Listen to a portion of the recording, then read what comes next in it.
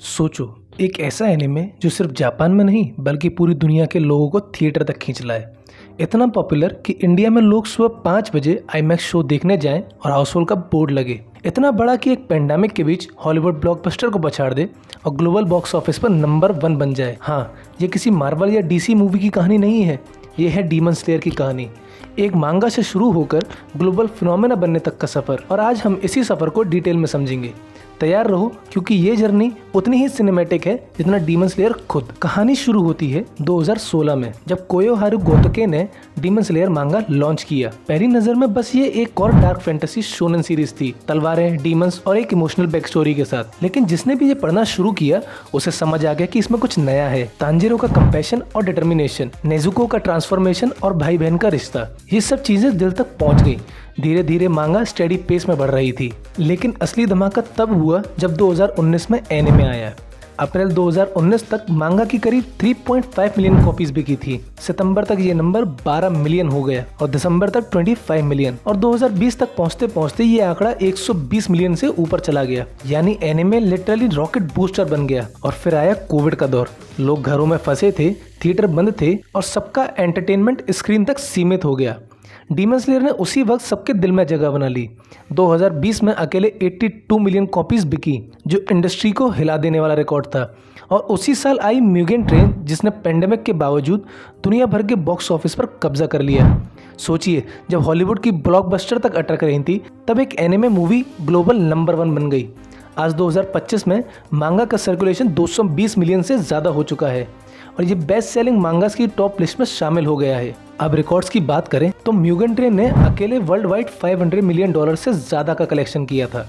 ये 2020 की number 1 film बनी और all time highest grossing anime Japan film भी। कहीं बॉक्स ऑफिस मोजो $486 मिलियन बोलता है, कहीं विकिपीडिया $507 मिलियन।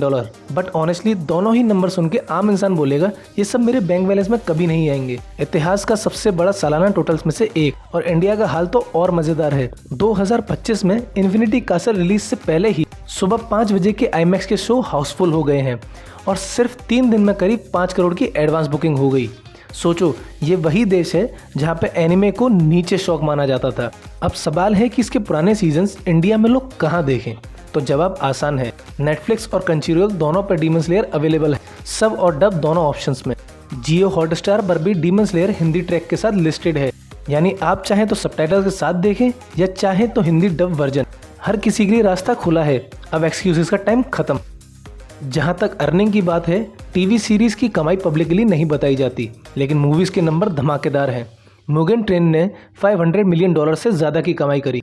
अब आते हैं इन्फिनिटी कासल आर्क पर। स्पॉइलर अलर्ट लगा लीजिए, क्योंकि ये असली मसालेदार हिस्सा है। मांगा के हिसाब से यहाँ बड़े बड़े शोडाउन होंगे। जेनेत्सु अपने पुराने राइवल काइगागू से भिड़ेगा। ये बेसिकली भाई भाई का हिसाब वाला मैच है। शिनोबू का सामना डोमा से हो। तांजीरो और गियो मिलकर अकाजा को चुनौती देंगे। अब जिसने मांगा नहीं पढ़ा वो शायद बोलेगा भाई तूने मेरी नींद खराब कर दी। लेकिन सोचिए, बिग स्क्रीन पर ये सब सिनेमैटिक स्केल में देखना कैसा होगा। मैं तो संडे को देखने जाऊंगा, क्योंकि मेरा ऑफिस भी है। पर सवाल ये है कि इंडिया में डीमन स्लेयर इतना पॉपुलर कैसे हो गया। इसकी सिर्फ 3 वजहें हैं। पहली, कोविड के टाइम नेटफ्लिक्स और सोशल मीडिया क्लिप्स, खासतौर पर सीजन 1 एपिसोड 19 ने इसे मेन स्ट्रीम ऑडियंस तक पहुंचा दिया। दूसरी, 2020 और 21 के ग्लोबल बॉक्स ऑफिस और सेल्स रिकॉर्ड ने क्यूरियोसिटी और हाइप दोनों बना दी। तीसरी, क्रंचीरोल के ऑफिशियल हिंदी डब्स ने बैरियर तोड़ दिए। अब लैंग्वेज कोई दिक्कत नहीं रही, और यही वजह है कि आज लोग सुबह 5 बजे के आईमैक्स शो के लिए लाइन लगाते हैं। ये चीज़ें 2-3 साल पहले किसी ने इमेजिन भी नहीं की थी। अब बात करते हैं एनिमेशन बेंचमार्क की। यूफोटेबल ने जो काम किया उसने लिटरली टीवी एनिमे की परिभाषा बदल दी। 2D 3D का blend, in house compositing, particle heavy shots, सब कुछ ऐसा जैसे मूवी थिएटर के लिए बनाया गया हो। सीजन 1 एपिसोड 19 अब भी वायरल सेट पीस रेफरेंस माना जाता है।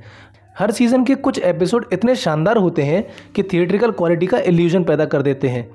और इंडिया के हिसाब से भी ये बड़ा बेंचमार्क बना कि हिंदी डब्ड एनिमे को आईमैक्स का प्रीमियम शो मिल रहा है, और वो भी हाउसफुल। यानी एक एनिमे बॉलीवुड और हॉलीवुड रिलीज के बराबर खड़ा है।